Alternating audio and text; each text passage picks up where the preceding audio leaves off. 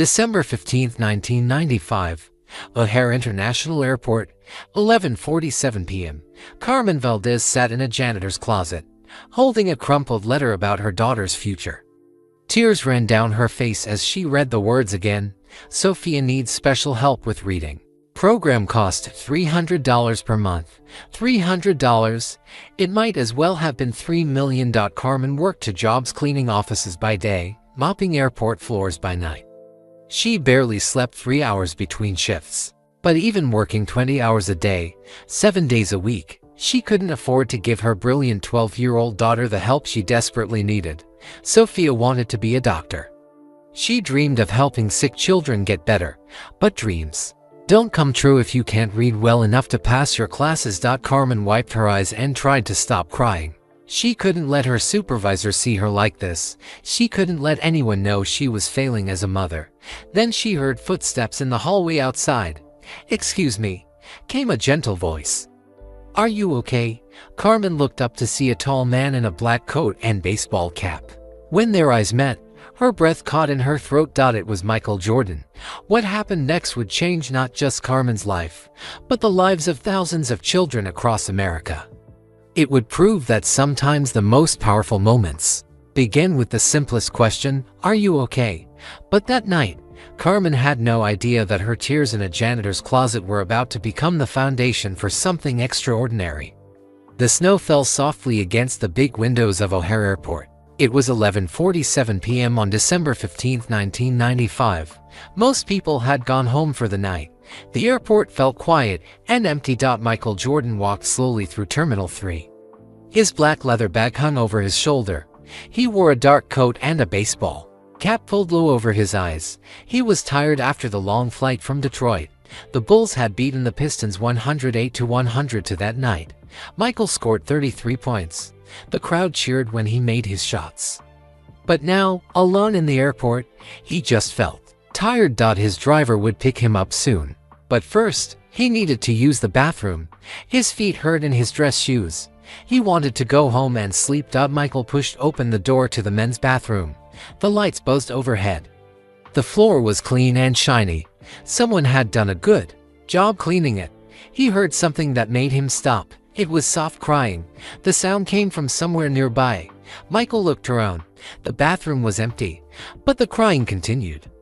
It sounded like a woman. She was trying to be quiet, but her sadness was too big to hide. The sound came from a small room next to the bathroom.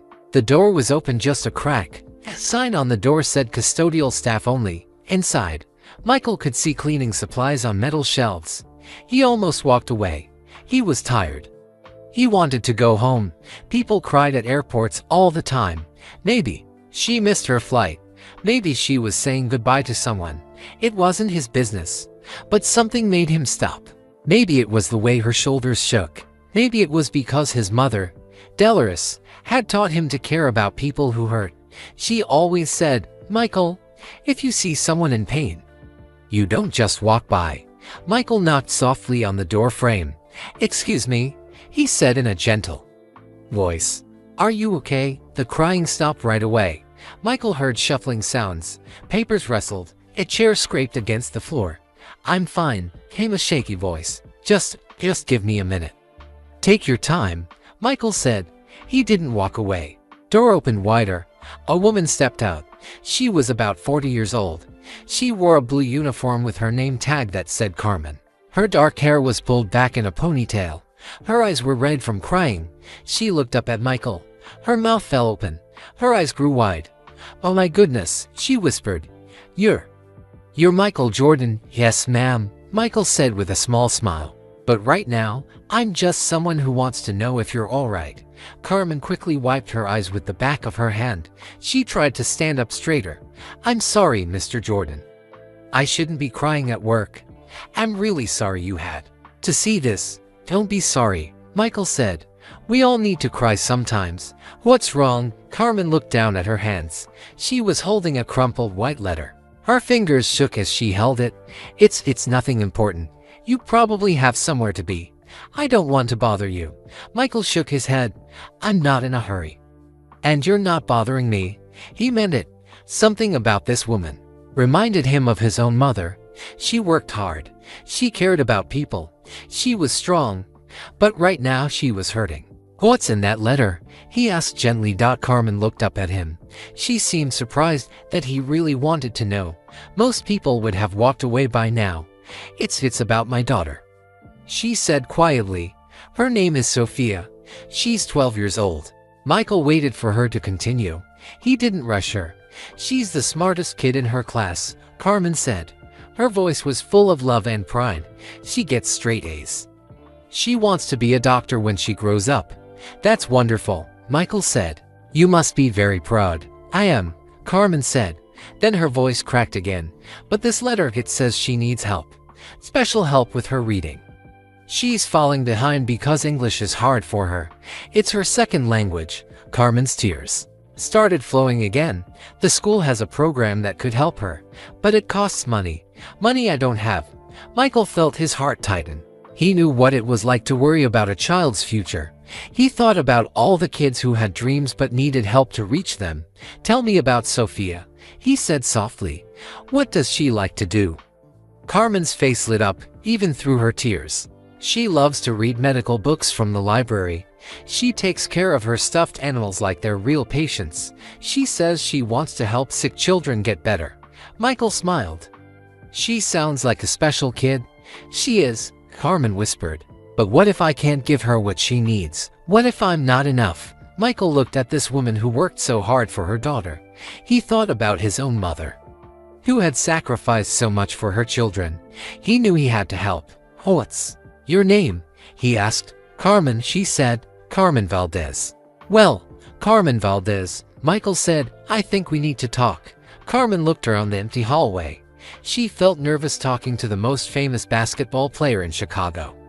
"Maybe in the whole world, Mr. Jordan. You don't have to listen to my problems. I know you're busy and important. Call me Michael," he said. "And right now, nothing is more important than this." He meant it. Carmen could see it in his eyes. They were kind eyes, not the eyes of someone who was just being polite. "Why don't you tell me about yourself?" Michael said. "How long have you worked here?" Carmen took a deep breath. 8 years.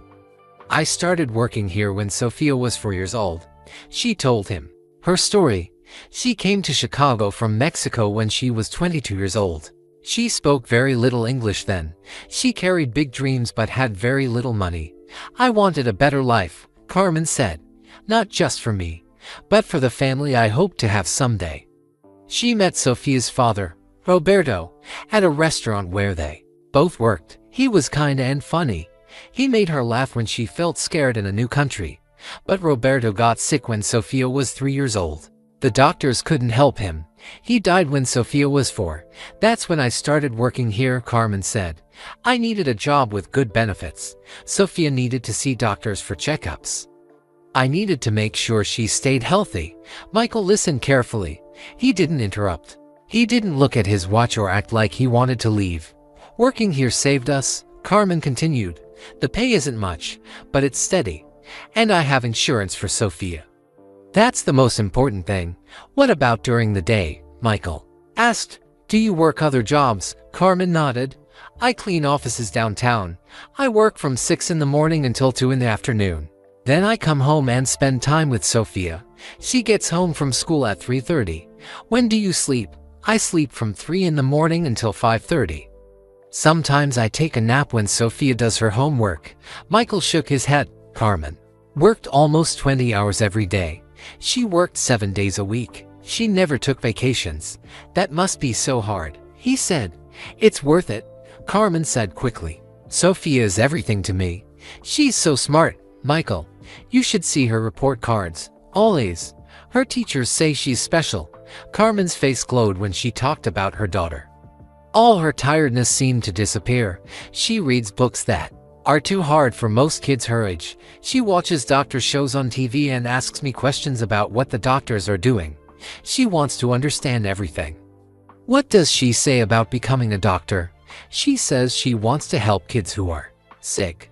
She says kids shouldn't be scared when they go to the hospital. She wants to make them feel better." Michael smiled. Sophia sounded like an amazing kid. "But this letter," Carmen said, holding up the crumpled paper. It says she's falling behind in reading. The other kids are reading faster than she is. It's because English is still hard for her. Sometimes. Carmen's voice got shaky again. At home, we speak Spanish. It's easier for both of us. But at school, everything is in English. Sophia is trying so hard, but she needs help. What kind of help? Michael asked.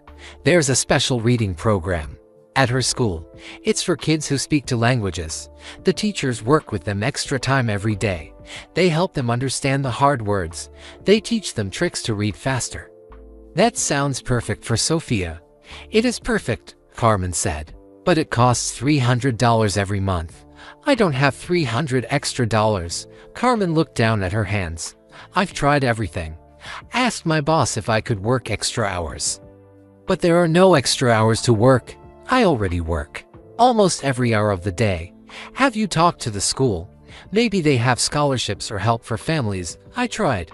They said all their scholarship money is already given to other families. They told me to try again next year. But Sophia needs help now. If she falls too far behind, she might not catch up. Carmen started crying again. I came to America so Sophia could have chances I never had. I wanted her to go to college. I wanted her to become whatever she dreamed of becoming. You're a good mother, Carmen. Sophia is lucky to have you. But what if being a good mother isn't enough? What if I can't give her what she needs to succeed? Michael thought about his own mother. Dolores Jordan worked multiple jobs to support her family. She cleaned houses during the day and worked at a bank at night. She always made sure her children had what they needed for school. My mother worked two jobs too, Michael said quietly. She sacrificed everything for me and my brothers and sisters. Carmen looked surprised. Really? Really? She used to tell me that talent is a gift from God, but hard work is a choice we make every day. It sounds like Sophia makes good choices. She does. She studies every night after dinner. She asked me to quiz her on her spelling words. She practices her math problems until she gets them right. And it sounds like you make good choices too. Working two jobs, putting Sophia first, never giving up. Carmen wiped her eyes. But choices don't pay for special programs. Michael nodded. He understood. Hard work wasn't always enough. Sometimes people needed help. Sometimes they needed someone to believe in them and give them a chance. He reached into his wallet and pulled out some money. Carmen's eyes went wide when she saw it. Mr. Jordan, I can't take your money. I'm not asking for charity. I would never ask for charity. It's not charity. Michael said, it's an investment. I believe in Sophia. I believe in you. But Carmen shook her head firmly. She stepped back from the money. My mama taught me to work for what I get. She said never to take something you didn't earn. If you want to help Sophia, then help me find a way to earn it. Michael looked at Carmen with new respect. Most people would have taken the money and said thank you. Carmen wanted to earn it. She had pride. She had dignity. She wanted to teach Sophia the right lessons about working hard and earning what you get.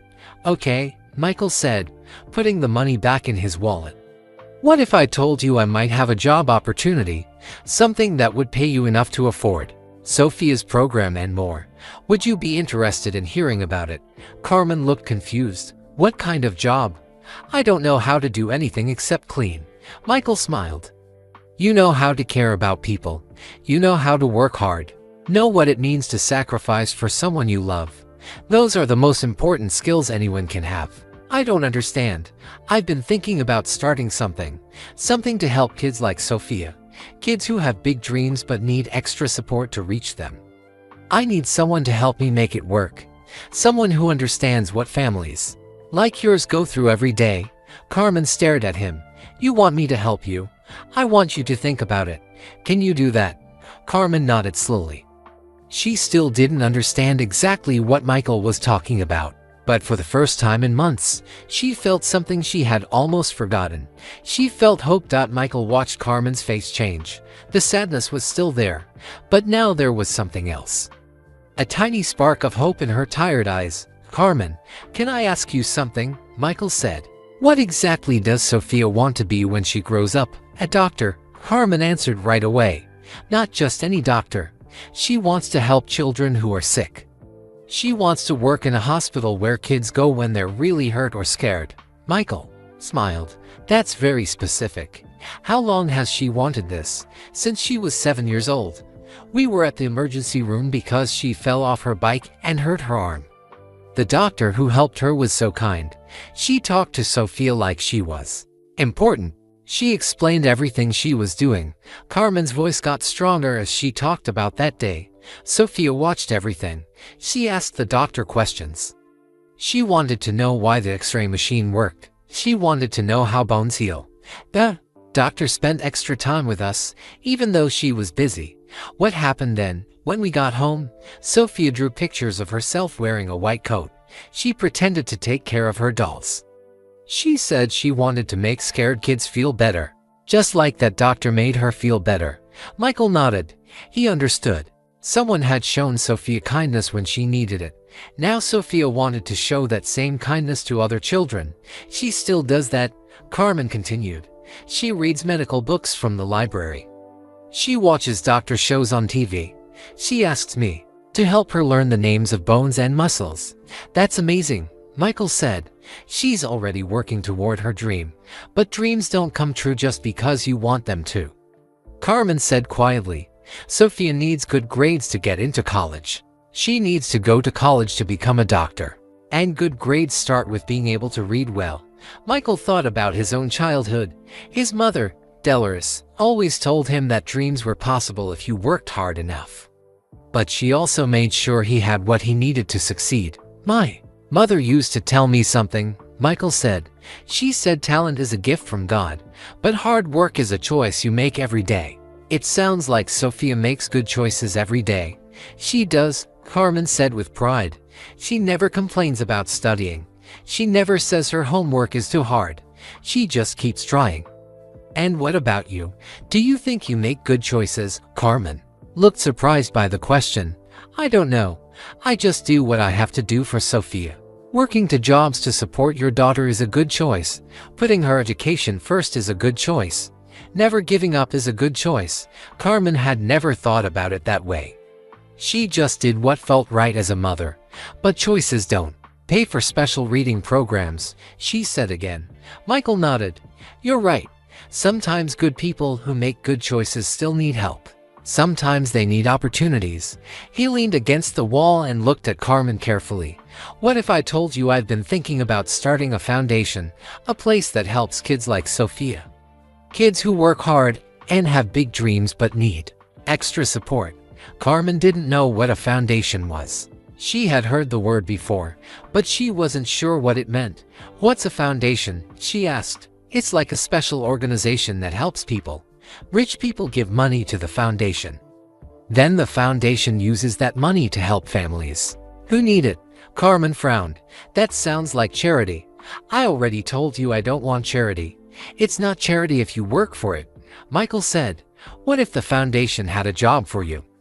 What if you could earn the money to help Sophia and other kids too? Carmen looked confused. What kind of job? I told you. I only know how to clean. You know more than you think. You know what it's like to struggle. You know what it's like to worry about your child's future.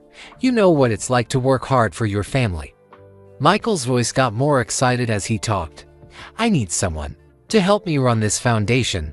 Someone who understands what families like yours go through every day. Someone who really cares about helping kids succeed. Carmen shook her head. But I'm just a janitor. I don't know anything about running a foundation. You know the most important thing, Michael said firmly. You know why it matters. He told her more about his idea. The foundation would help kids who were smart and worked hard but needed extra support. It would pay for tutoring programs like the one Sophia needed. It would help families buy school supplies and books. It might even help pay for college someday. I have the money to start it, Michael said, but I don't know how to make it work. I don't know which kids need help the most. I don't know what families really need. Carmen listened carefully. Sounded too good to be true. But I know all those things, she said slowly. Exactly. You live it every day. You understand what would really help families like yours. Michael pulled out a business card and wrote his phone number on the back. I want you to think about this, Carmen. I would pay you twice what you make from both your jobs combined. You would work normal hours, so you could spend evenings with Sophia. And the foundation would pay for Sophia's reading program. Carmen's hands shook as she took the card. Are you serious? I'm completely serious. But I need to know you're serious too. Carmen looked at the card. She had never seen this much possibility in one small piece of paper. What do you mean? I need to know you really want to help other kids, not just Sophia. This job would be about helping hundreds of children, maybe thousands someday. Are you ready for that responsibility? Carmen thought about all the times she had seen other mothers crying at the grocery store because they couldn't afford things their kids needed. She thought about other kids at Sophia's school who seemed sad or worried. Yes, she said quietly. I want to help other kids too. Good. Then here's what I want you to do. Take some time to think about this opportunity. Talk to Sophia about it. Decide if you really want to take on this challenge. Michael started walking toward the exit. Then he stopped and turned back. Carmen, there's one more thing. If you decide you want this job, you have to prove you're ready for the responsibility. What do you mean? I want you to find 5 kids in your neighborhood who need help with school. Spend time with them over the next 2 weeks. Help them with homework. Encourage them. Show them that someone believes in them. Carmen felt nervous. I've never done anything like that before. Neither have I, Michael said with a smile. But sometimes the best way to learn something is to just start doing it. He handed her another card. Call me after Christmas if you're interested. But only if you complete the challenge first. Carmen watched Michael Jordan walk away through the empty airport terminal. She looked down at the cards in her hand. Then she looked at the letter about Sophia's reading program. For the first time in months, she wasn't just worried about her daughter's future. She was excited about it. Carmen walked slowly through the empty airport. Her mind was spinning with everything Michael Jordan had told her. A foundation, a job, a chance to help other kids like Sophia. She looked at the business cards in her hand. One had Michael's phone number. The other was blank except for his signature. She couldn't believe this was really happening. When she got home, Sophia was asleep. In her small bed, Carmen sat down in the kitchen and read the school letter again. $300 every month. Money she didn't have, but now there might be another way. Carmen made herself a cup of tea and thought about Michael's offer. A foundation to help kids who worked hard but needed extra support. Kids whose parents worked 2 jobs but still couldn't afford special programs. Kids just like Sophia. The next morning, Carmen woke up at 5:30 like always. But something was different. Instead of feeling tired and worried, she felt energy running through her body. Sophia came into the kitchen for breakfast. She wore her school uniform and carried her backpack full of books. Good morning, Mama, Sophia said, giving Carmen a hug. Good morning, Nija. How did you sleep? Good. I had a dream that I was a doctor in a big hospital. I was helping a little boy who broke his leg. I made him laugh so he wouldn't be scared. Carmen smiled. Sophia had dreams like this all the time. That sounds like a wonderful dream. Are you ready for school? Yes. Today we're learning about the human heart in science class. Did you know the heart beats about 100,000 times every day? Carmen marveled at her daughter's curiosity. Sophia loved learning new things, especially about science and medicine. That's amazing, Sophia. You're so smart. I want to learn everything I can about the human body. That way I'll be ready for medical school when I'm older. Medical school. Carmen's heart ached thinking about how expensive that would be. But now, maybe there was hope. After Sophia left for school, Carmen went to her day job cleaning offices. But she couldn't stop thinking about Michael's words. She thought about the foundation. She thought about the challenge he gave her. Find 5 kids who need help with school. Help them for 2 weeks. Show them someone believes in them. Carmen had lived in the same neighborhood for 8 years. She knew many of the families. She knew which parents worked long hours like she did. She knew which kids seemed sad or struggled in school. During her lunch break, Carmen walked around her neighborhood. She stopped at the small playground where kids played after school. She watched them running and laughing. Then she saw a boy sitting alone on a bench. He looked about 8 years old. He had a book open in his lap, but he wasn't reading. He was just staring at the pages with a frustrated look on his face. Carmen walked over to him. "Hello," she said gently. "What are you reading?" The boy looked up. He had big brown eyes and messy black hair. "I'm supposed to be reading this book for school," he said, "but the words are too hard. I don't understand them." "What's your name?" "Miguel. Miguel Santos." "Hi, Miguel. I'm Carmen. What grade are you in?" "Second grade. My teacher says I need to read better or I might have to repeat the grade." Carmen's heart went out to him. She sat down on the bench next to Miguel. "Where are your parents right now?" "They're both at work. They work until 6 o'clock. My abuela watches me after school, but she doesn't speak English very well." Carmen understood. Miguel's situation was similar to what Sophia's might have been if Carmen hadn't been able to help her with homework. "Would you like me to help you with your reading?" Carmen asked. Miguel's face lit up. "Really? You would do that?" "Of course. What if I came here tomorrow after school? We could read together." "That would be great. But why would you help me? You don't even know me." Carmen thought about Michael's words. Sometimes people needed to know that someone believed in them. "Because every kid deserves help with their dreams," she said. "What do you want to be when you grow up?" "I want to be a teacher," Miguel said. "Like my teacher, Mrs. Rodriguez. She's really nice to me even when I can't read the words right." "That's a wonderful dream. And teachers need to be good readers so they can help their students." Miguel nodded seriously. "That's why I need to get better at reading." "We'll work on it together," Carmen promised. Over the next few days, Carmen found for more children who needed help. There were twin sisters, Ana and Rosa, who were 10 years old. They were excellent at math but struggled with English because they spoke Spanish at home. She found Jamal, an 11-year-old boy whose grandmother was raising him. He was brilliant at science but his grandmother didn't understand his homework well enough to help him. And she found Lily, a 9-year-old girl who loved writing stories but was too shy to share them with anyone. She didn't think her stories were good enough. Each child had a different struggle. Each child had big dreams. And each child just needed someone to believe in them and give them extra help. Carmen started meeting with the children every day after her day job ended.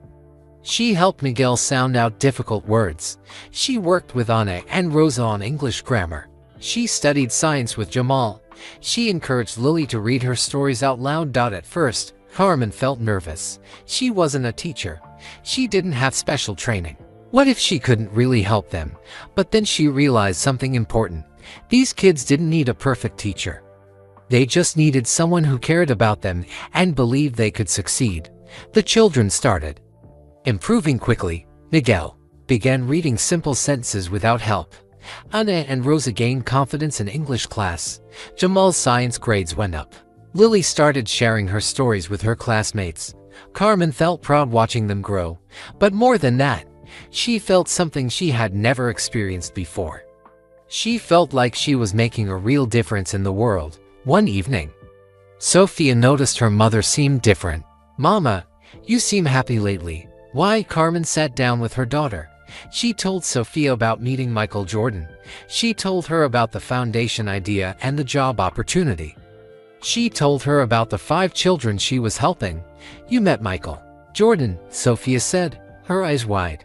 "The basketball player, yes, but he's more than just a basketball player. He wants to help kids like you achieve their dreams." Sophia thought about this. "And he wants you to help him, maybe, if I can prove I'm ready for the responsibility." "I think you are, Mama. Look how much you've already helped Miguel and the other kids, and look how hard you work for me." Carmen hugged her daughter. "What do you think about the idea? If I took this job, it would mean big changes for our family." "Good changes." "I think so. I would make more money, so I could afford your reading program. I would work normal hours, so I could spend more time with you. And I would be helping lots of other children too." Sophia smiled. "I think you should do it, Mama. You're really good at helping people." Carmen felt her heart fill with warmth. Her 12-year-old daughter believed in her. The 5 children she was tutoring believed in her. And maybe, just maybe, Michael Jordan believed in her too. Christmas was only a week away. Soon, she would have to call Michael with her decision, for the first time in years. Carmen felt ready for something new. She felt ready to take a chance on herself and her abilities. She felt ready to help change the world, one child at a time. The next day after work, Carmen met with all 5 children at the playground. She had been helping them for a week now. She could already see changes in each of them. Miguel ran up to her with a big smile. "Carmen, I read 3 whole pages yesterday without stopping." "My abuela was so proud." "That's wonderful, Miguel. I'm proud of you too." Ana and Rosa came over together, like they always did. "Carmen, we got A's on our English test," Ana said excitedly. "Our teacher said our grammar is getting much better," Rosa added. Jamal walked over carrying his science book. "Look what I found at the library," he said. "It's about how the brain works." "I understand most of the words now." Lily was the last to join them. She was still shy, but she wasn't as quiet as before. "Carmen, I wrote a new story. Would you like to hear it?" Carmen's heart felt full. These children were growing and learning. They were gaining confidence. They were starting to believe in themselves. "I would love to hear your story, Lily. But first, I want to tell you all something important." The children sat down on the playground benches and looked at Carmen carefully. "I'm going to continue helping you with your schoolwork," Carmen said. "But I also want to tell you about something exciting that might happen." She explained about meeting Michael Jordan. She told them about the foundation idea. She explained that she might get a job helping many more children like them. "You met Michael Jordan?" Jamal asked, his eyes wide. "The basketball player?" "Yes. And he believes that all children deserve help with their education. Children like you." Miguel raised his hand. "If you get this new job, will you still help us?" "Of course I will. But I might also be able to help other kids too. Kids whose parents work hard but can't afford tutoring or special programs." Lily spoke up quietly. "My mom works 2 jobs like you do, Carmen. She always looks tired. And my parents work at night," Miguel said. "They want to help me with homework. But they're not home when I need help." Ana and Rosa nodded. "Our dad works at a factory. He doesn't know English very well, so he can't help us with our reading." Carmen realized that all these children understood what it was like to have parents who worked hard but couldn't always provide extra help with school. "What if we could help more kids like you?" Carmen asked. "What if there was a place where children could get tutoring and help with homework? What if there were programs to help kids who have big dreams but need extra support?" Jamal got excited. "That would be amazing. There are lots of kids at my school who need help. My cousin Rosa, not this Rosa, but another Rosa, she's really smart but she's failing math," Miguel said. "Her mom cries because she can't afford a tutor." Carmen felt a spark of an idea. "What if you could help other kids too? What if kids who get help then turn around and help younger kids?" The children looked at each other with interest. "You mean, like, I could help other kids learn to read after I get better at reading?" Miguel asked. "Exactly. Ana and Rosa, once your English gets really good, you could help other kids who speak Spanish at home. And I could help kids with science," Jamal said. Lily smiled shyly. "Maybe I could help kids who want to write stories but are too scared to try." Carmen felt amazed. These children weren't just thinking about themselves. They were already thinking about how they could help others. That's exactly the kind of thinking that makes a program like this work, Carmen said. Over the next week, Carmen spent even more time with the 5 children. But now they had a bigger purpose. They weren't just working on their own schoolwork. They were also thinking about how to help other kids. Miguel started bringing his cousin Carlos to their reading sessions. Carlos was 6 years old and just learning to read. Miguel helped him sound out simple words. Ana and Rosa found 3 younger children in their apartment building who needed help with English. They started teaching them basic vocabulary words. Jamal discovered that his neighbor's son was struggling with science. He began explaining simple science concepts to the younger boy. Lily started a small writing group with 2 other girls from her class. They wrote stories together and shared them with each other. Carmen watched all of this happening and felt amazed. She had thought Michael wanted her to help 5 children. But those 5 children were now helping other children. The circle of help was growing bigger. Word began to spread through the neighborhood. Other parents heard about the kids who were getting help with homework. They started asking Carmen if she could help their children to. Mrs. Martinez knocked on Carmen's door one evening. "I heard you're helping children with their schoolwork. My daughter Isabella is having trouble with math. Could you possibly help her?" Mr. Johnson stopped Carmen at the grocery store. "My son Kevin heard that some kids are getting reading help. He's struggling in school. Is there room for one more?" Carmen felt overwhelmed but also excited. So many children needed help. So many. Parents were working hard but couldn't afford tutors or special programs. She started organizing the children into small groups. The older kids helped the younger ones. The kids who were good at reading helped kids who struggled with reading. The kids who understood math helped kids who found math difficult. Carmen didn't have a fancy classroom or expensive materials. They met at the playground, in the community center, and sometimes in Carmen's small apartment. They used library books and homework from school. But something magical was happening. The children were learning from each other. They were supporting each other. They were becoming a community of kids who believed in education and helping others. Sophia watched her mother organize all of this and felt proud. "Mama, you're already running a foundation. You just don't have an office yet." Carmen realized Sophia was right. She wasn't waiting for Michael Jordan to give her permission to help children. She was already doing it.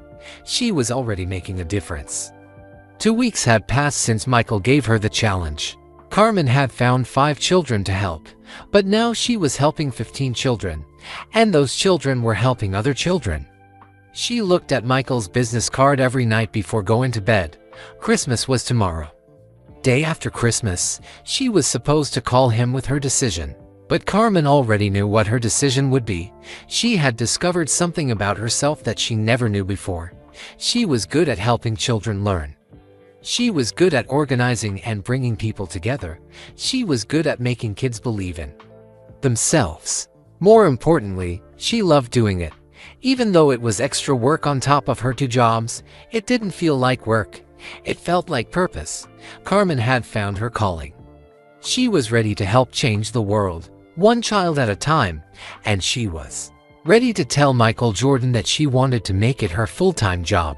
But first, she wanted to spend Christmas with Sophia and celebrate how far they had both come.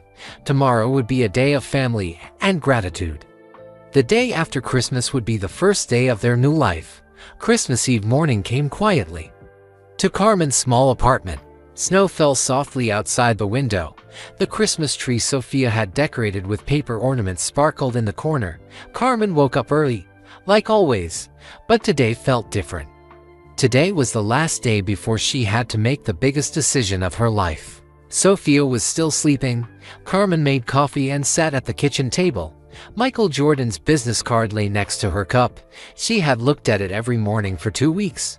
Tonight, she was supposed to call him with her answer. Carmen thought about everything that had happened since that night at the airport. 2 weeks ago, she was just a janitor who cleaned floors and worried about her daughter's future. Now she was helping 15 children in her neighborhood. Parents were calling her for advice. Kids were teaching other kids. She had discovered something amazing about herself. She was good at helping children learn and grow. She was good at bringing families together. She was good at making kids believe they could achieve their dreams. But taking Michael's job would mean leaving everything she knew. It would mean trusting that she could handle something she had never done before. Sophia came into the kitchen wearing her pajamas. Her hair was messy from sleep, but her eyes were bright and excited. "Merry Christmas Eve, Mama," Sophia said, giving Carmen a big hug. "Merry Christmas Eve, Nijo. Did you sleep well? I had the best dream. I dreamed that I was a doctor in a children's hospital. But instead of being scared, all the kids were happy because they knew I would take good care of them." Carmen smiled. Sophia's dreams about being a doctor were getting more detailed and confident. "That sounds like a wonderful dream. Are you excited about Christmas tomorrow?" "Yes. But Mama, I'm more excited about something else." "What's that?" Sophia sat down at the table next to her mother. "I'm excited about your phone call tonight. I think you're going to say yes to Mr. Jordan." Carmen looked at her daughter with surprise. "How do you know what I'm going to say?" "Because I see how happy you've been these past 2 weeks. When you come home from helping Miguel and Anna and Rosa and Jamal and Lily, you look different. You look proud and excited. Sophia was right. Carmen had felt more energetic and hopeful than she had in years, but taking this job would mean big changes for our family, Carmen said. Are you ready for that? What kind of changes? Well, I would stop working at the airport and stop cleaning offices. I would work at an office during the day, helping run the foundation.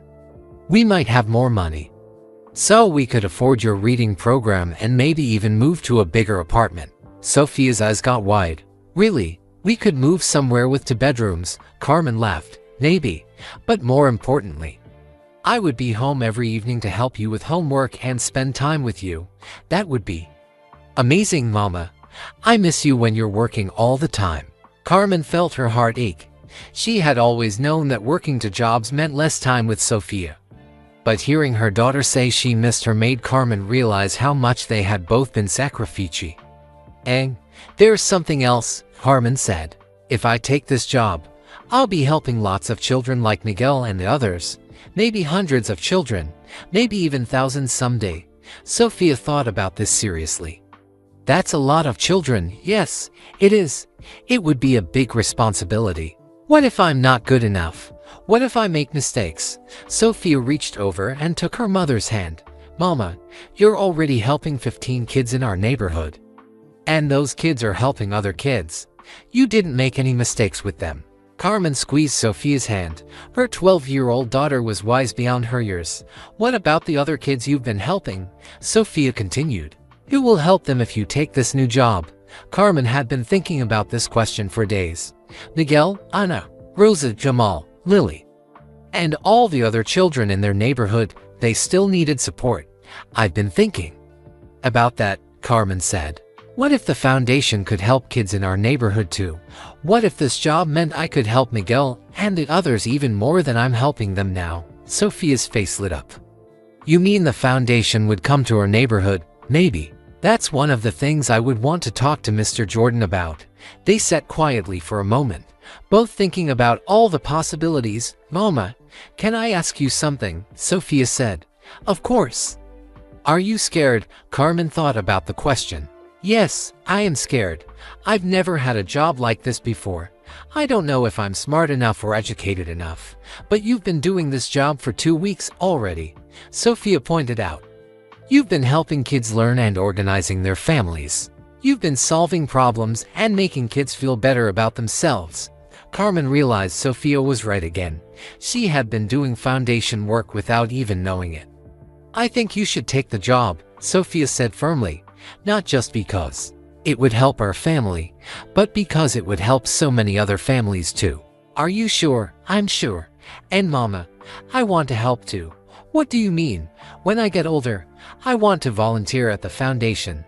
I want to help kids who dream about becoming doctors, like me. I want to show them that their dreams can come true if they work hard and have people who believe in them. Carmen felt tears coming to her eyes. Her daughter wasn't just thinking about her own future anymore. She was thinking about how she could help other children achieve their dreams too. You know what, Sophia? I think you're going to be an amazing doctor and an amazing volunteer.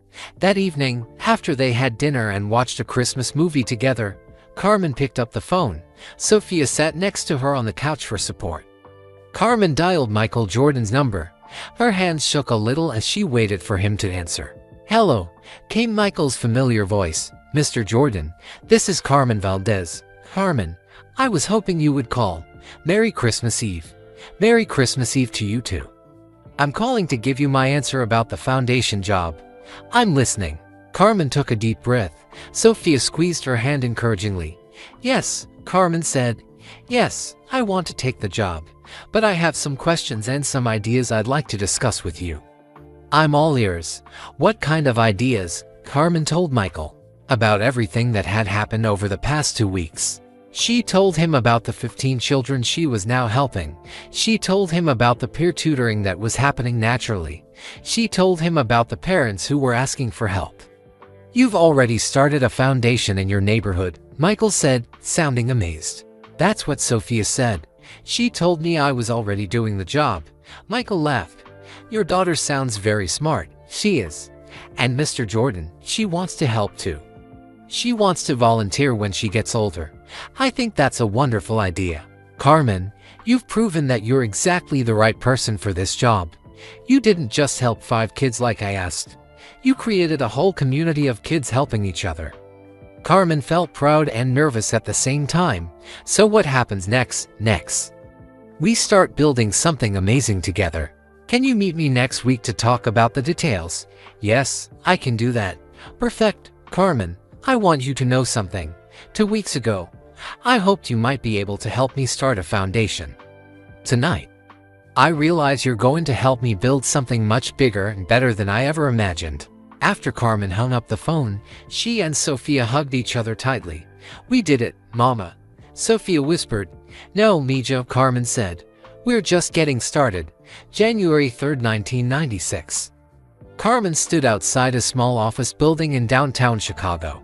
Snow covered the sidewalks, but the sun was shining brightly. She wore a simple blue dress that Sophia had helped her pick out at the thrift store. You look beautiful, Mama, Sophia had said that morning. You look like someone who helps children achieve their dreams. Carmen felt nervous as she walked into the building. She had never worked in an office before. She had never worn dress clothes to work. She had never had a job where people called her by her first name instead of just the cleaning lady. The elevator took her to the 3rd floor. A sign on the door read Second Chance Foundation coming soon. Carmen's heart raced as she knocked. Michael Jordan opened the door with a big smile. Carmen, welcome to your new job. Thank you. Michael, I still can't believe this is really happening. Believe it? Come on in and see what we're working with. The office was small but bright. There were 3 rooms with donated furniture and 2 computers. The walls were empty, waiting for pictures and certificates. It wasn't fancy, but it felt full of possibility. This is where the magic will happen, Michael said. This is where we'll change children's lives. Another woman was waiting in the main room. She was about Carmen's age, with short black hair and a friendly smile. Carmen, I'd like you to meet Patricia Chen. She's going to help us with the legal and business side of running the foundation. Patricia shook Carmen's hand warmly. I'm so excited to meet you, Carmen. Michael has told me amazing things about the work you've already been doing in your neighborhood. Carmen felt embarrassed. I just helped some kids with their homework. Don't be modest, Patricia said. You created a peer tutoring network in 2 weeks. You got parents involved. You organized 15 children into learning groups. That's exactly the kind of leadership we need. Michael nodded. Carmen, you proved something very important. You proved that kids want to help other kids when you give them the chance. That's going to be the heart of our foundation. They spent the morning talking about programs and ideas. Carmen was amazed by how much she had to contribute to the conversation. She knew which types of help children needed most. She understood what challenges families faced. She had ideas about how to make programs work in real neighborhoods with real families. I think we should start with after-school tutoring, Carmen said. Kids need help with homework, but their parents are working. If we can provide tutoring at schools and community centers, we can reach more children. That's brilliant, Patricia said, taking notes. What else? We need mentoring programs. Kids need adults who believe in them and encourage their dreams. Not just help with schoolwork, but someone who listens to their goals and helps them figure out how to reach them. Michael smiled. You're already thinking like a foundation director. Carmen felt a warm feeling in her chest. For the first time in her life, people were asking for her opinions and treating her ideas as important. There's something else, Carmen said. I think kids should help other kids. Miguel is helping his cousin Carlos learn to read. Ana and Rose are teaching English to younger children. When kids help each other, they both learn more. Peer tutoring, Patricia said, writing quickly. That's innovative and cost-effective. Over the next few hours, they planned the foundation's first programs. They would start with 3 locations: Sophia's school, the community center in Carmen's neighborhood, and a school on the south side of Chicago. They would hire tutors and coordinators. They would provide supplies and snacks. They would track each child's progress and celebrate their successes. What about funding? Carmen asked. How will we pay for all of this? Michael explained that he was providing the startup money, but they would also ask other donors to contribute. Companies, wealthy individuals, and other organizations would help support the programs. Your job will be to make sure the money is spent wisely, Michael said. You'll oversee the day-to-day operations. You'll hire staff and manage programs. You'll be the heart of this foundation. Carmen felt both excited and terrified. What if I make mistakes? What if I'm not good enough at this? Patricia leaned forward. Carmen, do you know what makes a good foundation director? It's not having a college degree or wearing expensive clothes. It's caring about the mission and understanding the people you're trying to help. You've lived the struggles our families face. Michael added, you understand what it's like to work 2 jobs and still worry about your child's future. That knowledge is more valuable than any business degree. Carmen thought about Miguel struggling to read, about Anna and Rosa building confidence in English, about Jamal lighting up when he understood a science concept. She thought about Sophia's dreams of becoming a doctor. I want to do this, she said firmly. Want to help as many children as possible. Then let's get started, Michael said. They spent the afternoon setting up Carmen's office. It was small but had a window that looked out over the city. Carmen put a picture of Sophia on her desk and a small plant that Patricia had brought as a welcome gift. This is really my office, Carmen asked, sitting in her new chair. It's really your office, Michael confirmed. And tomorrow, we start interviewing tutors for our first program. When Carmen got home that evening, Sophia was waiting with dinner ready and homework spread across the kitchen table. How was your first day, Mama? Carmen sat down and told Sophia everything. She described the office, meeting Patricia, planning the programs, and seeing her name on the door. They want me to hire tutors and manage the programs, Carmen said. They're treating me like I'm really capable of running a foundation. That's because you are capable, Sophia said simply. You've been proving it for weeks. That night, Carmen called her old supervisor at the airport to officially give her notice. Mr. Rodriguez was proud but sad to see her go. You're going to help so many families, Carmen, but we'll miss you here. You always worked harder than anyone else. Carmen also called her boss at the office cleaning company. She felt guilty leaving, but she knew this was the right choice. Next morning, Carmen put on her blue dress again and returned to the Second Chance Foundation office. Today, she would start interviewing tutors. Tomorrow, she would visit the 3 schools where they planned to start programs. As she unlocked her office door, Carmen thought about the journey that had brought her here 3 weeks ago. She was crying in an airport bathroom, worried about her daughter's future. Today, she was the director of a foundation that would help hundreds of children. She thought about Miguel, Anna, Rosa, Jamal, and Lily. This weekend, she would visit them and tell them about the foundation.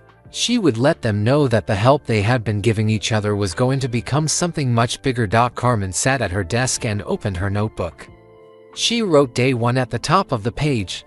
Then she made a list of everything she wanted to accomplish that week. Interview tutors, visit schools, eat with parents, order supplies, plan the opening day celebration.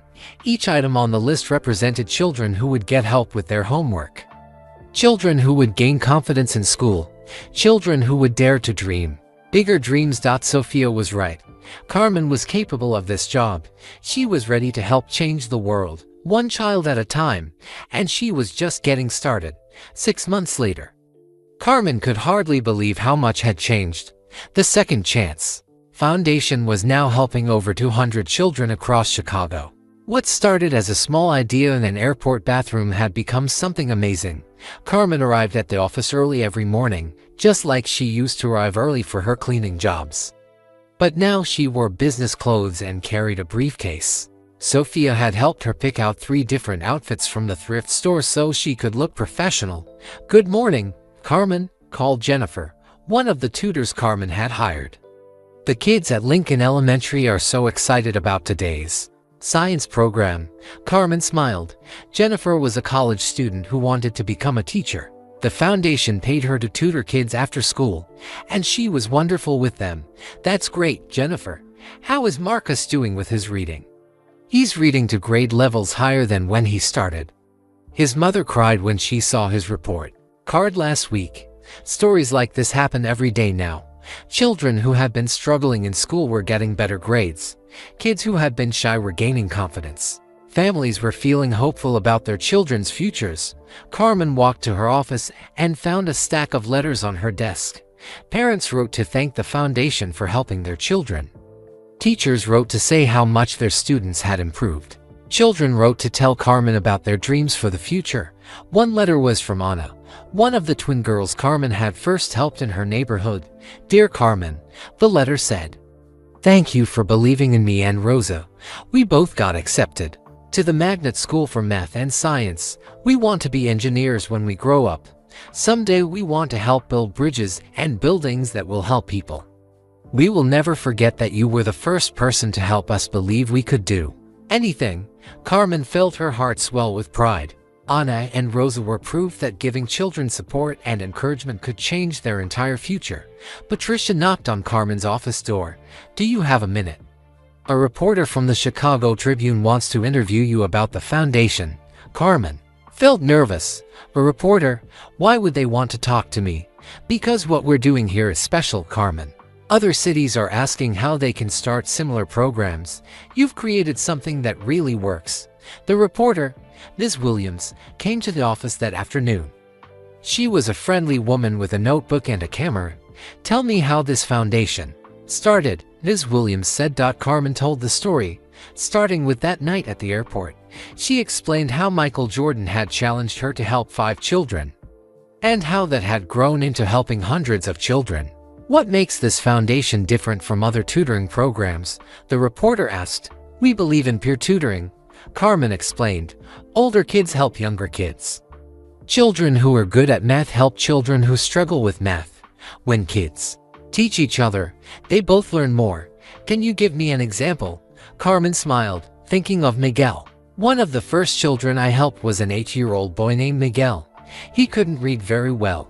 Now he's 10, and he's helping teach reading to first graders. He's also one of the best readers in his class. That's remarkable." "What about funding? How do you pay for all these programs?" "Michael Jordan provided our startup money, but now we have donations from local businesses and individuals who believe in our mission. We also apply for grants from foundations and government programs," Patricia added. "Carmen has been amazing at writing grant applications. She knows exactly how to explain what children need and why our programs work." After the reporter left, Carmen sat in her office thinking about how much her life had changed. She was now writing reports, managing budgets, and giving interviews.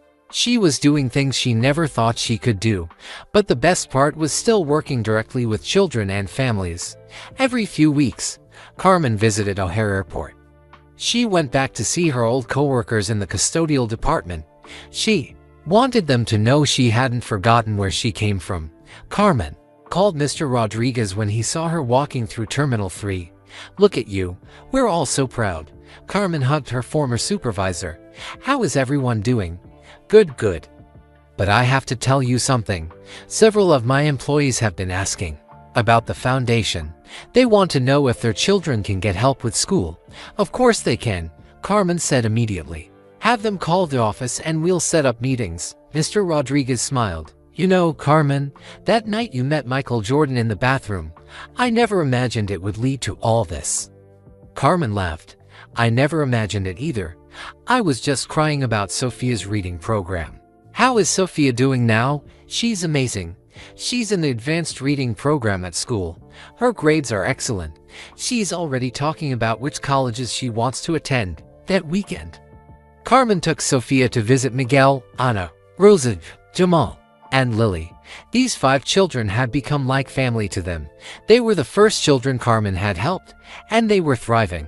Miguel was now in 4th grade and reading at 6th grade level. He spent 2 hours every week helping younger children learn to read. Anna and Rosa were in 7th grade at their magnet school. They were excelling in advanced math and science classes. Jamal was in 8th grade and had won first place in the city science fair. He wanted to study medicine like Sophia. Lily was in 6th grade and had published 3 stories in the school newspaper. She was also teaching a creative writing workshop for younger students. "Look what you all accomplished," Carmen told them as they sat together in the community center. "You never gave up on yourselves, and now you're helping other kids never give up either." Anna raised her hand with a question. "Miss Carmen, what about all the other kids in our neighborhood who still need help?" "There are kids who don't know about the foundation yet." Carmen felt proud. Anna was always thinking about others, just like Sophia did. "You're right, Anna. There are still children who need help. Do you have any ideas about how we can reach them?" The 5 children came up with a plan. They wanted to start a peer mentoring program where successful students from the foundation would visit schools and talk to other kids about the importance of education. "We could tell them our stories," Miguel suggested. "We could show them that if we can improve in school, they can too, and we could help them sign up for foundation programs." Rosa added. Lily spoke up quietly. "We could also help them believe in their dreams. Sometimes kids give up on their dreams because they think they're impossible." Carmen was amazed by their ideas. These children who had needed help just 8 months ago were now ready to become leaders and help others. "I think that's a wonderful plan," Carmen said. "Let's talk to Patricia about starting a student ambassador program." Sophia, who had been listening carefully, raised her hand. "Can I be an ambassador too? I want to tell kids about becoming a doctor." Carmen hugged her daughter. "Of course you can, Ija. You have an important story to tell." As they walked home that evening, Sophia asked her mother a question. "Mama, are you happy with your new job?" Carmen thought about the question. "Yes, Sophia, I'm very happy. But do you know what makes me happiest?" "What?"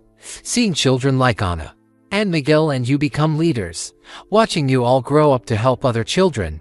That's the best part of my job." Sophia smiled. "I'm proud of you, Mama.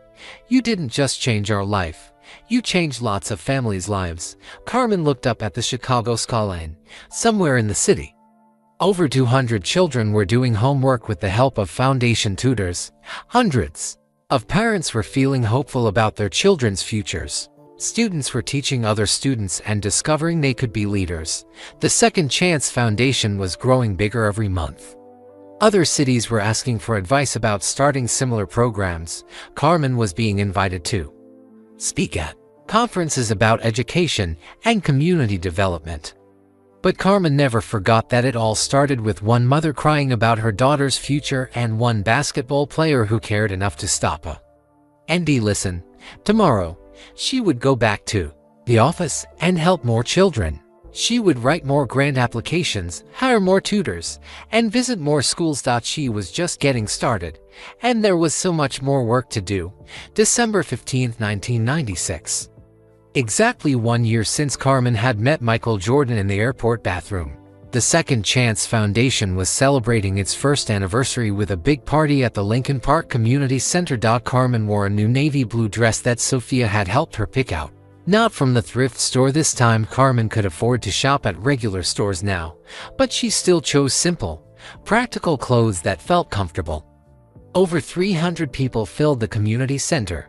There were children from all the foundation programs, their parents, teachers, tutors, volunteers, and supporters from around Chicago. Colorful balloons hung from the ceiling, and tables were full of food that families had brought to share. Carmen stood at the front of the room, looking out at all the faces. She recognized many of them. There was Miguel, now 11 years old, and confidently helping to younger boys with their math homework. Anna and Rosa sat with their parents, wearing their magnet school uniforms and beaming with pride. Jamal was at a table with 3 other kids, showing them a science experiment he had learned. Lily was reading one of her stories to a group of younger children who listened with wide eyes. Sophia sat in the front row, wearing a dress she had sewn herself in home economics class. She was almost 14 now, and her dreams of becoming a doctor had only grown stronger. She volunteered at the foundation every weekend, helping kids with science homework and talking to them about setting goals. Carmen cleared her throat and tapped the microphone. The room grew quiet. 1 year ago today, Carmen began. "I was crying in a janitor's closet at O'Hare Airport because I thought I couldn't give my daughter the future she deserved. The People nodded. Many of them understood that feeling. I thought my problems were too big to solve. I thought I was alone. I thought that working hard wasn't enough to help my family get ahead. Carmen's voice grew stronger as she continued. But that night, I learned something important. I learned that when we help each other, we can accomplish anything. When we believe in each other's children, we create hope for everyone's future. The crowd applauded.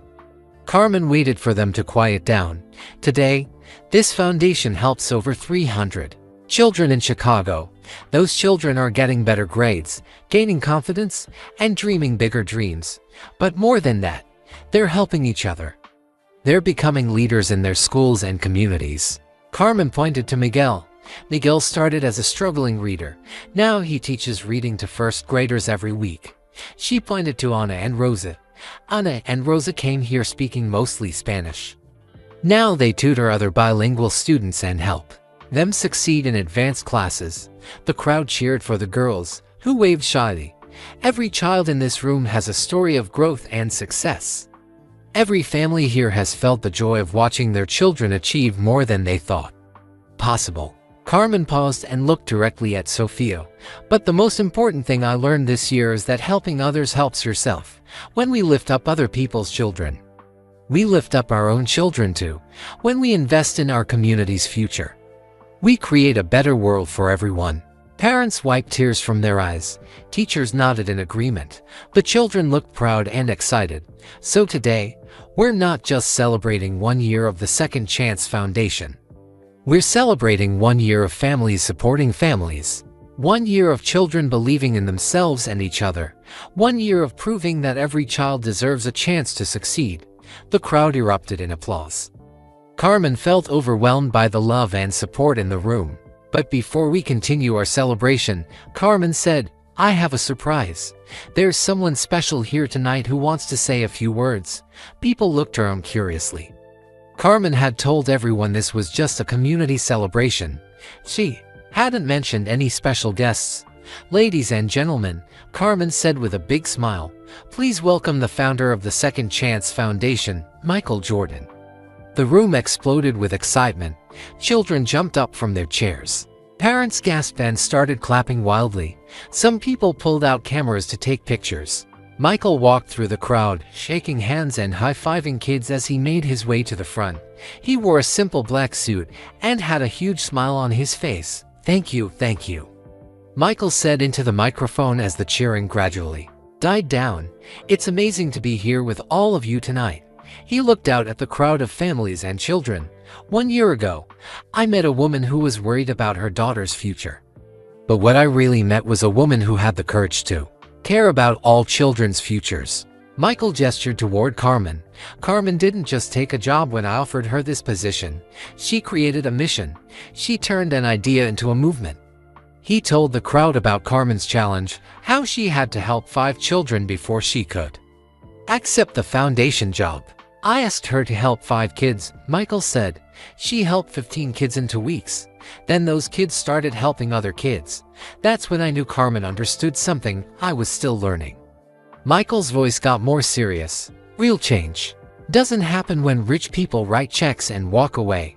Real change happens when people from the community step up and become leaders themselves. He pointed to Miguel, Ana, Rosa, Jamal, and Lily. These 5 young people were Carmen's first students. Look at them now. They're not just succeeding in school. They're helping other kids succeed too. Michael talked about visiting the foundation programs throughout the year. He described watching Carmen train tutors, organize events, and work with families. Carmen has taught me that the best leaders are people who understand the problems they're trying to solve. She doesn't just run programs for struggling families. She was a struggling family. She knows what kids need because she lived it herself. The crowd listened intently as Michael shared his observations about the foundation's impact. But tonight, I want to make an announcement that even Carmen doesn't know about yet. Carmen looked surprised. Michael winked at her. Because of Carmen's leadership and the incredible success of this program, I'm donating $1 million to expand the Second Chance Foundation to 5 more cities across the country. The room went absolutely wild. People jumped up and down. hugged each other, and cheered so loudly that Michael had to wait several minutes before he could continue speaking. Carmen felt stunned. $1 million, 5 more cities, thousands more children would get help with their education. Chicago was just the beginning. Michael continued. Carmen has proven that this model works. She's proven that when you give communities the resources they need, they can solve their own problems and help their children succeed. He looked directly at Carmen. I can't wait to see what you accomplish next. After Michael finished speaking, people crowded around him for autographs and pictures. But Carmen noticed something wonderful. Most of the children wanted to talk to Michael about their schoolwork and their dreams, not just about basketball. Mr. Jordan, Miguel said, tugging on Michael's sleeve. I want to be a teacher when I grow up. Carmen taught me that helping other kids learn makes me feel really good. That's fantastic, Miguel, Michael said, kneeling down to Miguel's level. Teachers change the world every day. Anna approached shyly. Mr. Jordan, my sister and I want to be engineers. We want to build things that help people, like bridges and hospitals. Those are amazing goals, Anna. Keep working hard in your math and science classes. Sophia came over with Jamal and Lily. Mr. Jordan, we started a student council at the foundation. We help plan programs and activities for the younger kids. That's leadership in action, Michael said proudly. You're all proving that age doesn't matter when it comes to making a difference. As the evening wound down, Michael, Carmen, and Sophia sat together at a quiet table in the corner. The other families were slowly heading home, but they wanted a few minutes to talk privately. Carmen, Michael said, are you ready for this expansion? 5 cities is a big responsibility. Carmen thought about the question. A year ago, she would have been terrified. Now, she felt excited and confident. I'm ready, she said, but I want to make sure we do it right. Each city needs to have local leaders like I was here in Chicago, people who understand their communities and really care about the kids. Absolutely, Michael agreed. What else? I want to make sure the peer tutoring program is part of every location. Kids helping kids is what makes this foundation special, Sophia added, and I want to help train the student ambassadors in the new cities. I can teach them how to talk to other kids about setting goals and believing in themselves. Michael smiled. You two make a great team. I have a feeling the Second Chance Foundation is going to change a lot more lives in the coming years. As they walked out of the community center together, Carmen looked back at the building where so many children had found hope and support. Tomorrow, she would start planning how to bring that same hope to kids in 5 more cities. But tonight, she just wanted to celebrate how far they had all come. From one crying mother in an airport bathroom to hundreds of thriving families across Chicago, she was ready for whatever came next. After the celebration ended and most people had gone home, Michael and Carmen sat quietly in the empty community center. Sophia was helping Miguel, Anna, Rosa, Jamal, and Lily stack chairs and clean up decorations. Their laughter echoed through the large room. Carmen watched the children work together and felt amazed by how much they had all grown. A year ago, these kids had needed help with basic schoolwork. Now they were leaders, mentors, and examples for other children to follow. Carmen, Michael said softly, can I tell you something I've never told anyone else? She looked at him with curiosity. In all their meetings and conversations over the past year, Michael had always been supportive and encouraging, but he had never talked much about his personal feelings. Of course, she said. What is it? Michael was quiet for a moment, watching Sophia and the other kids laugh as they folded up tables. That night I met you at the airport, he began. I was going through one of the hardest times in my life. Carmen felt surprised. Michael Jordan seemed like someone who had everything: fame, money, success, and respect from people all over the world. What do you mean? She asked gently. Michael took a deep breath. I had just come back from playing baseball. I was trying to honor my father's memory by playing the sport he loved. But deep down, I was questioning everything about my life. Carmen listened carefully. She had read in the newspapers about Michael's father and about his time playing baseball, but she had never heard him talk about it personally. I was asking myself hard questions. Michael continued. Did I still love basketball? Was I making the right choices? Was I the person I wanted to be? Was I using my success to help people the way my father would have wanted? Carmen nodded. She understood what it felt like to question yourself and wonder if you were doing enough. I was walking through that airport feeling sorry for myself. Michael said, I was thinking about how difficult everything was for me, how much pressure I felt, how tired I was of everyone expecting me to be perfect. He paused and looked at Carmen directly. Then I heard you crying, and I almost walked away. I was so focused on my own problems that I almost missed the chance to help someone who really needed it. Carmen remembered that night so clearly. She had been sitting in the janitor's closet, holding Sophia's school letter, feeling like she was failing as a mother. But something made me stop. Michael continued. Maybe it was my mother's voice in my head, telling me to pay attention to people who are hurting. When I talked to you that night, when I saw how much you cared about Sophia, when I saw your strength and your pride, it reminded me why I play basketball in the first place.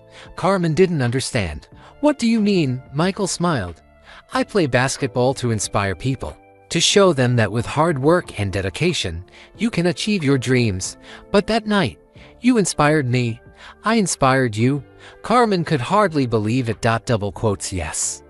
You showed me what real courage looks like. You showed me what it means to put someone else's dreams before your own. You were working 2 jobs, barely sleeping, sacrificing everything for Sophia's future. That's true strength. Carmen felt tears starting in her eyes. She had never thought of herself as inspiring anyone.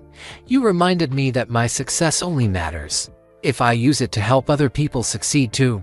Michael said, you helped me remember why my father was so proud of me, not because I could play basketball, but because he believed I would use my gifts to make the world better. Michael reached into his jacket pocket and pulled out a folded piece of paper. It was old and worn, like he had carried it for a long time. Carmen, there's something else I need to tell you. Something I should have told you from the beginning. Carmen felt her heart start beating faster. What is it? That night at the airport, when I found you crying, it wasn't completely an accident that I was there. Carmen looked confused. I don't understand. Michael explained that earlier that evening, his flight had been delayed. Instead of waiting in the VIP lounge like he usually did, he had decided to walk around the terminal to clear his head. I ended up talking to your supervisor, Mr. Rodriguez. He was working late that night, checking on the custodial staff. Carmen's eyes widened.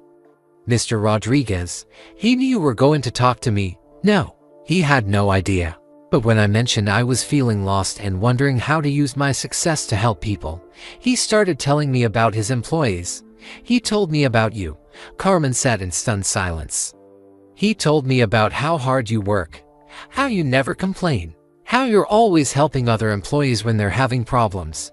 He told me about Sophia and how smart she is. He told me he wished there was something he could do to help your family. Michael unfolded the old paper in his hands. After talking to him, I couldn't stop thinking about your situation. I kept walking around the airport, wondering if there was something I could do to help. When I heard you crying in that bathroom, it felt like I was supposed to be there. Carmen stared at the paper in Michael's hands. What is that? This is the letter you were holding that night. The letter from Sophia's school about the reading program. You dropped it when you stood up to talk to me. I picked it up and I've carried it with me ever since. He handed the letter to Carmen. She recognized it immediately. The same white paper, the same school letterhead, the same information about the $300 monthly program. But there was something Carmen had never noticed before. At the bottom of the letter, in small handwriting, was a note from Sophia's teacher, Mrs. Patterson. The note said, Sophia is one of the most determined students I've ever taught. She never gives up, even when assignments are difficult. With the right support, she could accomplish anything. I believe in her future. Carmen read the note 3 times. Sophia's teacher had believed in her from the beginning. Your daughter's teacher believed in her, Michael said softly. Mr. Rodriguez believed in you. I believed in both of you from that first conversation. But most importantly, you believed in everyone else. Michael gestured towards Sophia and the other children, who were now playing a game while they finished cleaning. Look at them. Carmen, look what you created. Sophia is thriving in school and planning for college. Miguel is a confident reader and a natural teacher. Anna and Rosa are excelling in advanced classes. Jamal is a science star. Lily is a published writer and a mentor to younger kids. Carmen watched the children and felt overwhelmed by emotion. You didn't just change their lives, Michael continued. You changed hundreds of families' lives. You created a model that's going to help thousands more children across the country. Carmen looked down at the letter again, focusing on Mrs. Patterson's handwritten note. I always thought that night was just a coincidence, she said quietly. Maybe it was a coincidence that brought us together, Michael said. But what happened after that wasn't coincidence. That was choice. You chose to take the challenge seriously. You chose to help those 5 children with everything you had. You chose to believe in the Foundation's mission even when you were scared. Michael stood up and walked over to where the children were playing. Sophia, he called. Can you come here for a minute? Sophia ran over, her face glowing with happiness from the evening's celebration. Yes. Mr. Jordan, I want you to know something about your mother. She's one of the bravest people I've ever met. A year ago, she was willing to take a big risk to help you and other children succeed. That takes real courage. Sophia hugged Carmen tightly. I know, Mr. Jordan. I'm proud of my mama every day. Carmen felt the weight of the past year settling over her, all the challenges, all the growth, all the children who had been helped because she had been brave enough to say yes to something bigger than herself. Michael, she said, thank you for believing in me when I didn't believe in myself. Thank you for reminding me why my success matters, he replied.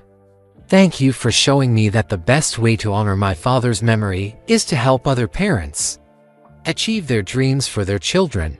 As they walked out of the community center together, Carmen looked back one more time at the place where so many children had found hope and support. Tomorrow, she would start planning the expansion to 5 new cities.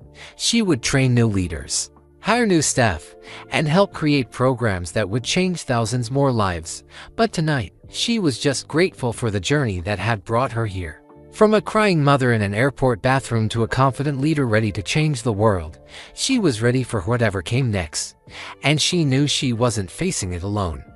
5 years later, December 2001, Carmen stood in her office at the Second Chance Foundation headquarters in downtown Chicago.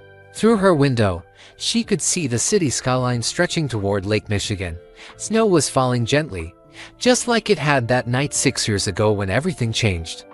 The foundation now operated in 12 cities across the United States. They had helped over 5,000 children improve their grades, gain confidence, and achieve their dreams. What started in a small 3-room office had grown into a national organization with staff, volunteers, and supporters from coast to coast, but today felt especially meaningful. Today was December 15, 2001, exactly 6 years since Carmen had met Michael Jordan in the airport bathroom. Sophia was now 17 years old, a senior in high school with a perfect 4.0 grade point average. She had already been accepted to Northwestern University on a full academic scholarship. She planned to study pre-medicine and then become a pediatric doctor. Just like she had dreamed when she was 12, Carmen's phone rang, interrupting her thoughts. Carmen, it's Michael. Are you ready for tonight's celebration? Tonight, the foundation was hosting its biggest anniversary celebration ever.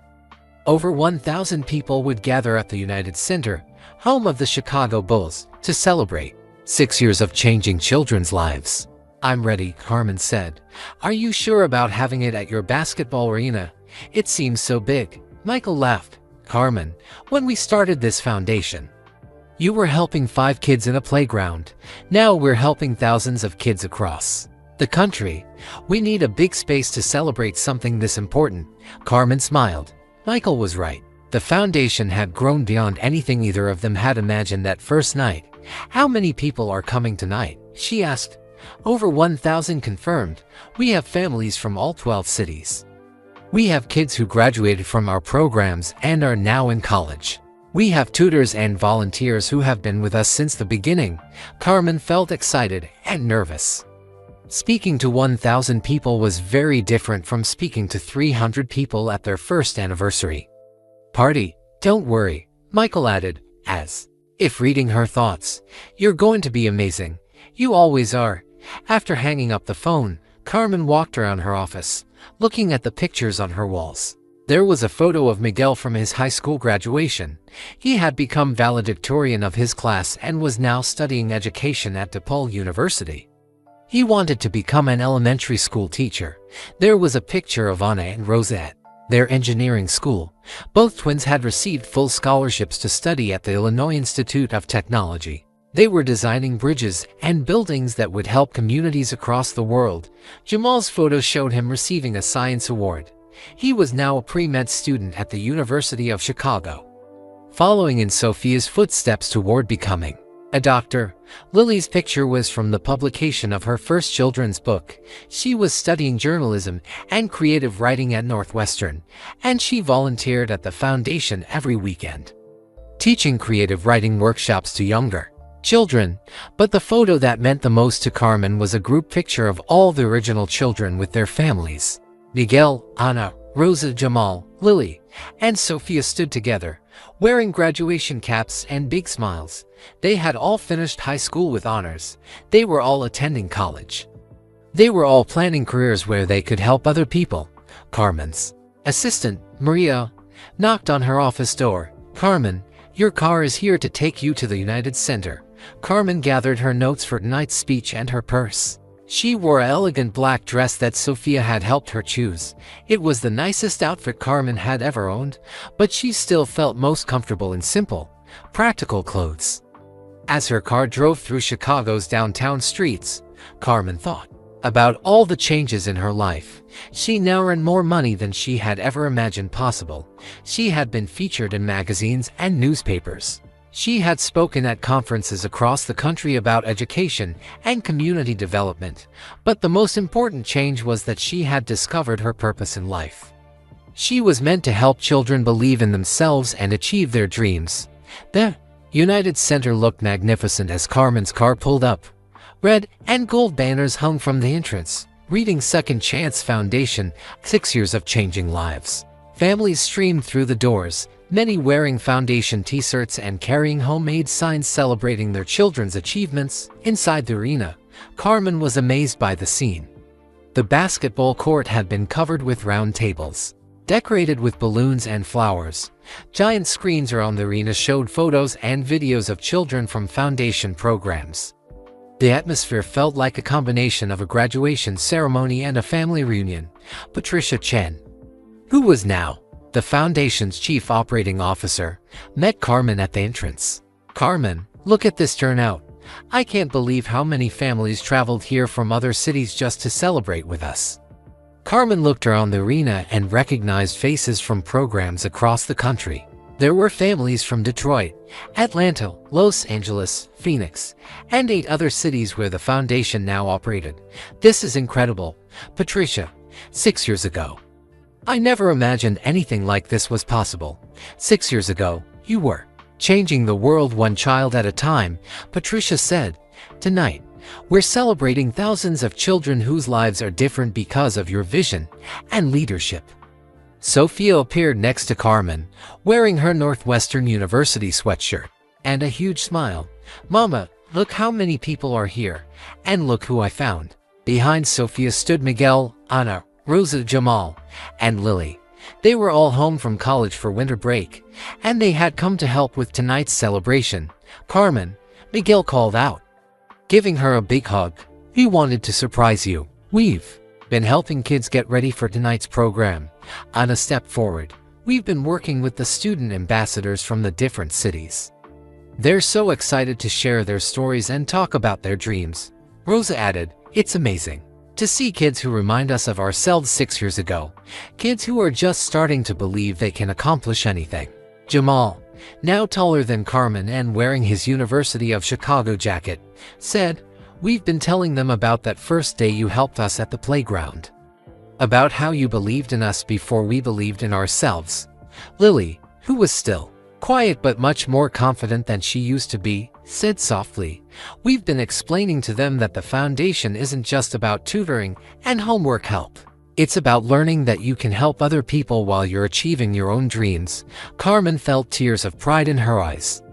These 5 young people had grown from struggling elementary school students into confident college students and community leaders. "You know what makes me proudest?" Carmen asked them. "What?" They said together. "That you came back. That you're still helping other kids. That you remember where you started and you want to help other children have the same opportunities." Sophia put her arm around her mother. "We learned that from you, Mama. You never forgot where you came from. You still visit your old friends at the airport. You still live in the same neighborhood. You still care about the same things that mattered to you 6 years ago."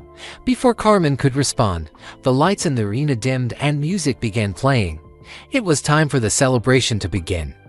Carmen walked to the stage in the center of the arena. A spotlight followed her as she approached the microphone. Over 1,000 people applauded as she reached the podium. 6 years ago tonight, Carmen began, her voice echoing through the arena. "I was a janitor at O'Hare Airport, crying in a supply closet because I thought I couldn't give my daughter the future she deserved." A crowd grew quiet, listening intently. "Was working 2 jobs, sleeping 3 hours a night, and still couldn't afford a $300 reading program that my daughter needed to succeed in school." Carmen looked out at the audience and saw hundreds of parents nodding. They understood that struggle. "That night, I met someone who changed my life forever. Not because he gave me money or solved my problems for me, but because he believed in me and gave me a chance to help other children while helping my own." Carmen gestured toward the corner of the arena where Michael Jordan sat with his family. "But tonight isn't about that one person who helped me. Tonight is about the thousands of people in this arena who are helping each other. Tonight is about children who are achieving dreams they didn't know they could have. Tonight is about families supporting families and communities lifting up communities." Carmen's voice grew stronger as she continued. 6 years ago, I helped 5 children in my neighborhood with their homework. Those 5 children are now college students who spend their free time helping younger children believe in themselves. The spotlight found Miguel, Ana, Rosa, Jamal, Lily, and Sophia in the audience. They stood up and waved as the crowd cheered. But they represent thousands of children across 12 cities who have discovered that success isn't just about achieving your own dreams. Success is about helping other people achieve their dreams too. Carmen paused and looked around the arena filled with families, volunteers, and supporters. 6 years ago, I thought my story was about one mother trying to help one daughter. Tonight, I know my story is about all of us working together to make sure every child has the support they need to succeed." The crowd gave Carmen a standing ovation that lasted several minutes. "The Second Chance Foundation isn't really about second chances," Carmen concluded. "It's about first chances. It's about making sure every child gets their first real chance to believe in themselves, to dream big dreams, and to know that their community will support them every step of the way." As Carmen walked off the stage, she felt overwhelmed by gratitude. She thought about that scared, tired woman crying in an airport bathroom 6 years ago. That woman could never have imagined this moment, this celebration, this impact on thousands of families. But that woman had made one brave choice. She had said yes to something bigger than herself. She had agreed to help 5 children, and those 5 children had helped change the world. Carmen was ready for whatever came next, and she knew she would never face it alone. After the celebration ended and most families had headed back to their hotels, Carmen found herself sitting quietly in the empty United Center with the people who mattered most to her. Michael Jordan sat to her right, Patricia Chen to her left, and Sophia, Miguel, Ana, Rosa, Jamal, and Lily formed a circle around them on the arena floor. The basketball court looked huge without all the tables and decorations. Overhead banners celebrating the Chicago Bulls championships hung from the rafters. But tonight, Carmen felt like they had celebrated something even more important than basketball victories. "Mama," Sophia said, breaking the comfortable silence, "I want to tell you something." Carmen looked at her daughter, who was now almost 18 and ready to start college in just 8 months. "What is it, Mija?" "Tonight, while you were giving your speech, I was looking around at all those families. I saw parents crying happy tears because their children were succeeding in school. I saw kids who looked exactly like I did 6 years ago, scared but hopeful. Sophia's voice grew stronger as she continued. I realized that everything you went through, all the hard work and the long hours and the worrying about my future, it wasn't just about me anymore. It was about all those children and families. Carmen felt her heart swell with pride. Her daughter had grown into such a thoughtful and caring young woman. And I've made a decision about my future, Sophia announced. Everyone looked at her with curiosity. I still want to become a doctor. I still want to help sick children get better. But I also want to do more with the foundation. Sophia looked around at Miguel, Ana, Rosa, Jamal, and Lily. We've been talking, and we want to start a scholarship program specifically for kids who want to study medicine, teaching, engineering, science, and writing. We want to create a fund that helps foundation kids pay for college and graduate school. Miguel nodded enthusiastically. We've all received scholarships to college, but we know there are kids in the foundation programs who might not get the same opportunities. Ana spoke up. Rosa and I want to establish an engineering scholarship for girls, especially girls who speak Spanish as their first language. Jamal added, I want to create a science scholarship for kids who are interested in medical research and helping their communities, Lily said quietly. And I want to start a writing scholarship for kids who have stories to tell but don't think anyone wants to hear them. Carmen looked around at these 5 young people and felt amazed by their generosity and vision. That's a wonderful idea, she said, but scholarships cost a lot of money. How do you plan to fund them? Sophia smiled. We've been saving money from our part-time jobs. We've also been talking to our professors and classmates about fundraising ideas. And we want to ask Mr. Jordan if he would help us get started. Michael had been listening quietly, but now he grinned widely. I think that's the best idea I've heard in years, he said. Count me in. I'll match whatever money you 5 can raise for the scholarship fund. Patricia pulled out her notebook and started taking notes. This is exactly the kind of expansion the foundation needs. Programs created by kids for kids. Carmen felt overwhelmed by emotion. 6 years ago, she had been worried about affording one reading program for one child. Now, that same child was planning to help dozens of other children afford college education. There's something else, Sophia said.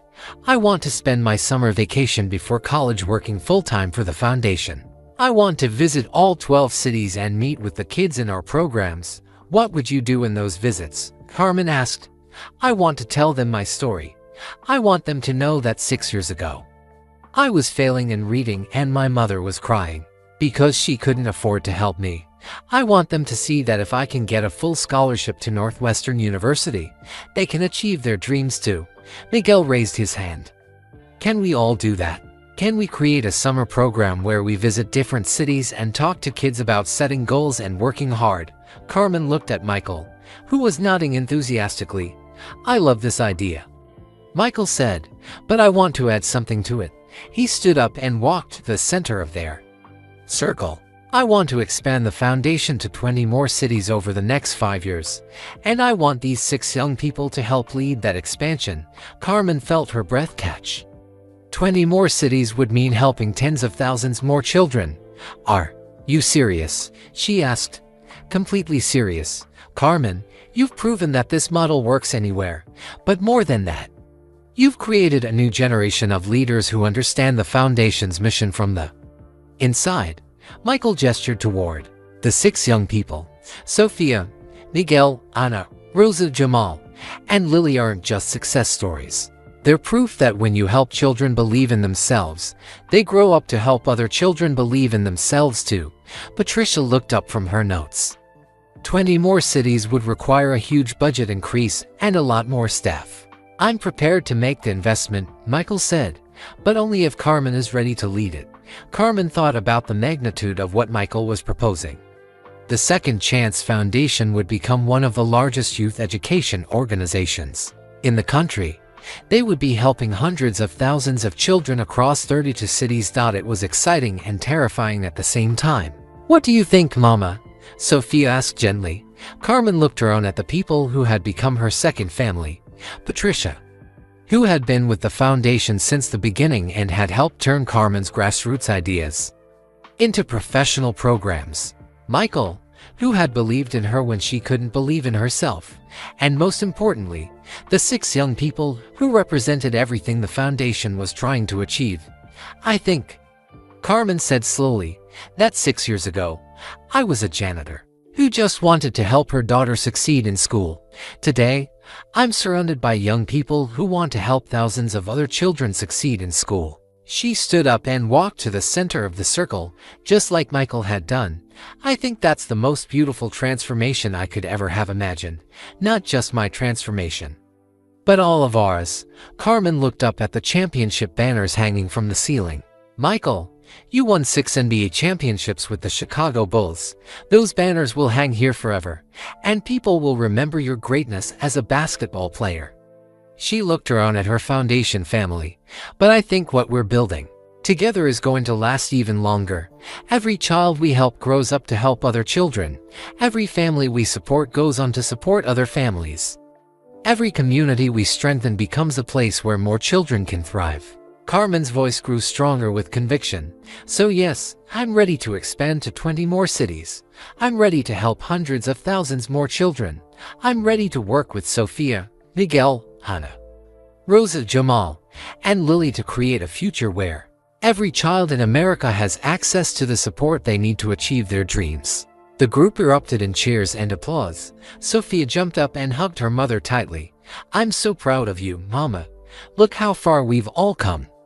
Carmen hugged her daughter back and looked around at the others, who were all embracing and celebrating. No, Nija, Carmen said.